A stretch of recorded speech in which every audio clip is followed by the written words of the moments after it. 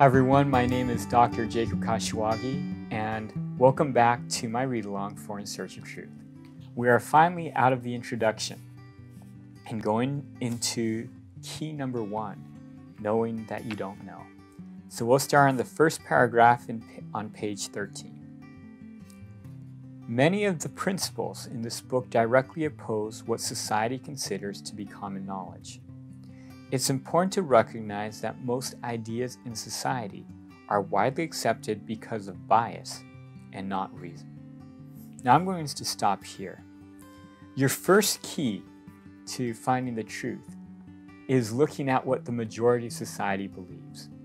If you see the majority of people believing in one thing, unless it's something so simple like, will the sun rise every day? But when you start seeing a trend, you start seeing mass appeal for something, many times you can take it to the bank that that will be an inaccurate idea or there will be some type of misconception with it. Why is this?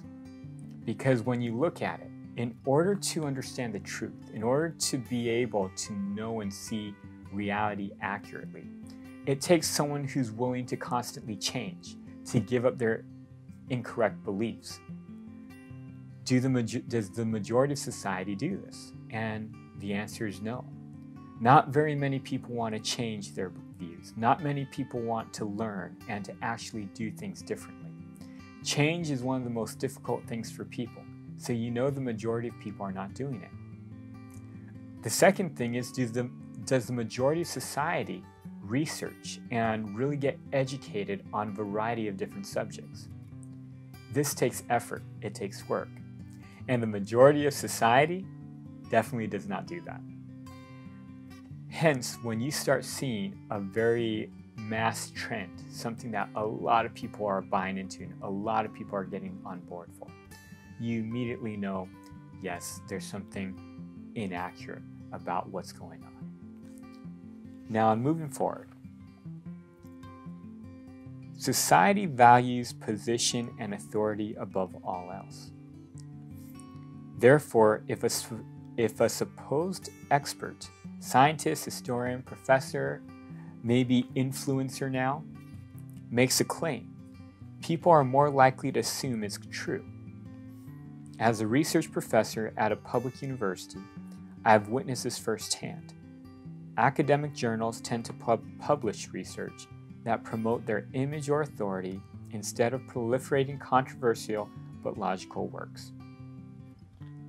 What you start to realize in our day is that just because somebody is an expert, somebody is well known, in fact, especially if somebody is well known to a very large degree and many people are listening to them.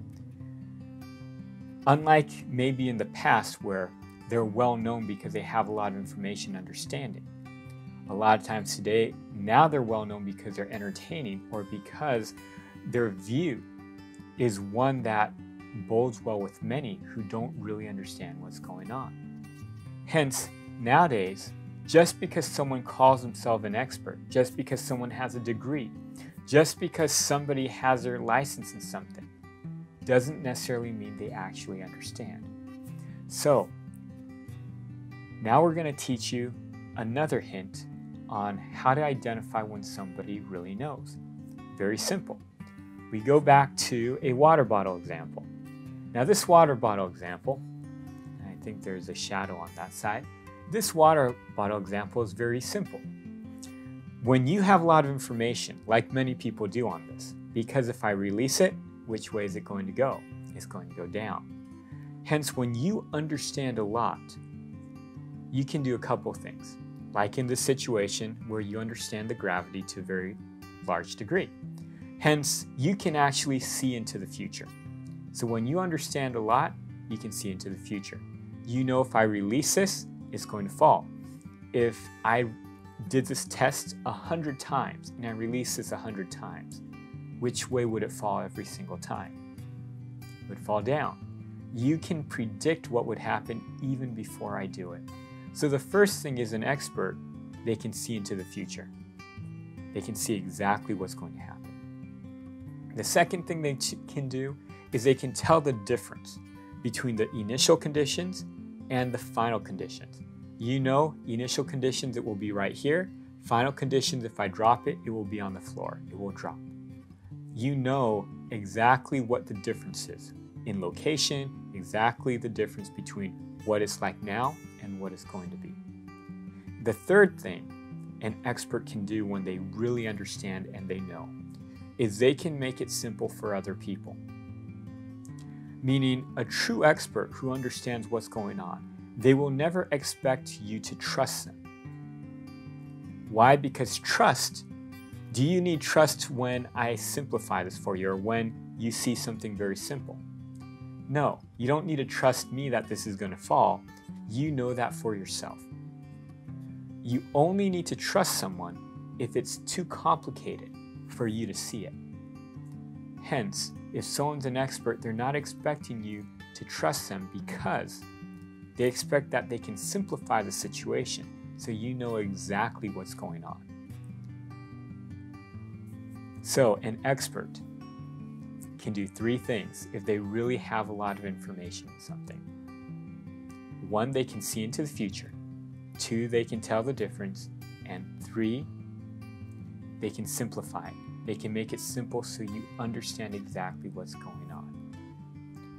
This is a very important thing to do as you go out and you're meeting a lot of people who say, trust me in this, whether you're going to college, or trust me in this, whether someone is renovating your house or doing some type of service for you, or whether you go to a store and someone says, trust me, buy this type of thing.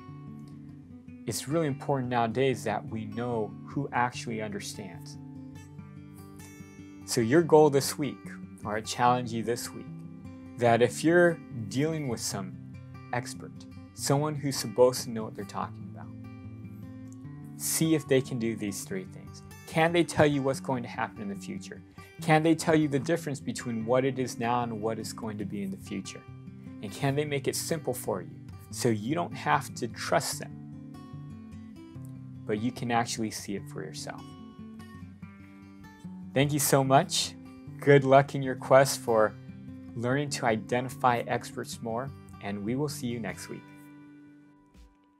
Thank you for watching. If you liked the video and you want to see more, press the thumbs up button below and subscribe to our channel. And if you have any questions, please put them in the comments below and we'll answer them in future videos.